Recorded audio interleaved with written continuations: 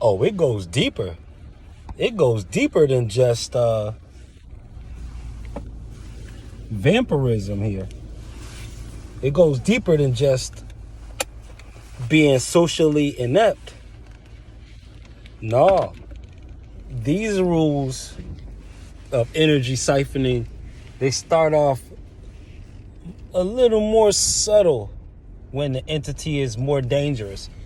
You don't have to concern yourself with entities or anything like that if you don't want to. But to make it tangible, the idea of something. You ever go into a calm room and it's the one person that wants to be the oddball and represent the panicky energy?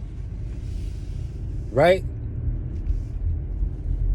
You ever enter a room where everybody's energetic and you got one person that's trying to throw water on the bonfire? The odd man out for the sake of being odd, not for the sake of being original, not for anything else but to be a rabble riser. Yeah, this is vampirism. Those vampire rules right there. Because it still deals with the throat chakra, right where the fangs go in. Because you're disregarding somebody else's voice. If you're an energy vampire, communication verbally, that's one of the ways to commit energetic vampirism. So you're still going to be dealing with the person's throat chakra. It still deals with the voice, the expression of the voice, the validity of the voice, and all like that. Yeah, we talking Gamaliel rules again. Because while we in the divine feminine, we got to respect and understand what the Lilith energies are about. The demonic vampire queen. Even in chaos, there's order. You just have to understand the order that the chaotic beings deal with. But they have an order. They function with universal laws the same way a human is supposed to.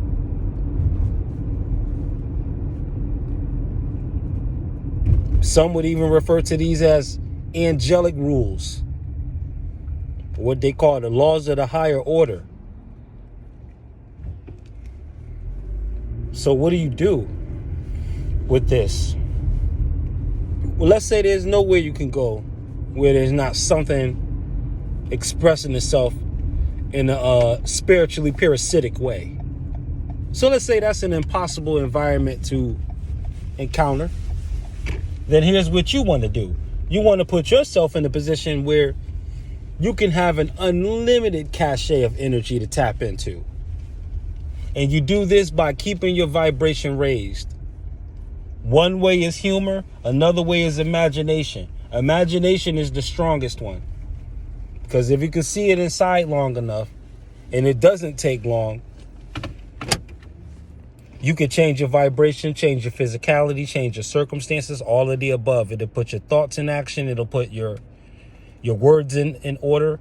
It'll put your actions in order to push the momentum in the other direction. So that when you're coming across any instances of vampirism, they can get all of the energy they need without draining you one bit, without depressing you one bit, without making you miserable one bit, without annoying you one bit, without aggravating you one bit. But you as an energy source who is anti-vampire, because you have that, you have the law of reverse vampirism too, where a person goes out for the purpose of pouring out energy. And yes, they start from the realm of supreme darkness.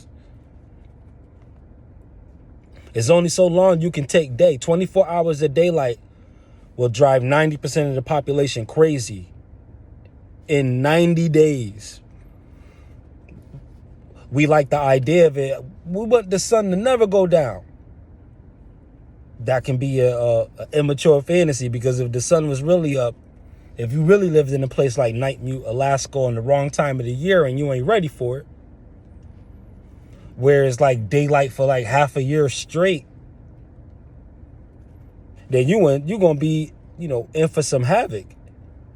You're going to realize that the sun doesn't go down. And this is going to keep your circadian rhythms at a certain pitch. And I'm saying this because this is what vampires are looking for. They're looking for a certain circadian rhythm inside of a soul, a person. They can feel it. On higher dimensions, both of y'all higher forms is having a conversation. Y'all might just be looking at each other. It might just be in the space of one glance. But inside of that glance, you got your higher self and the other person's higher self having an etheric conversation. And in that could be the person saying, I want all the energy you have because I don't have any energy. And the other person can be saying, I only have but so much energy. Where am I going to get it from if you take mine?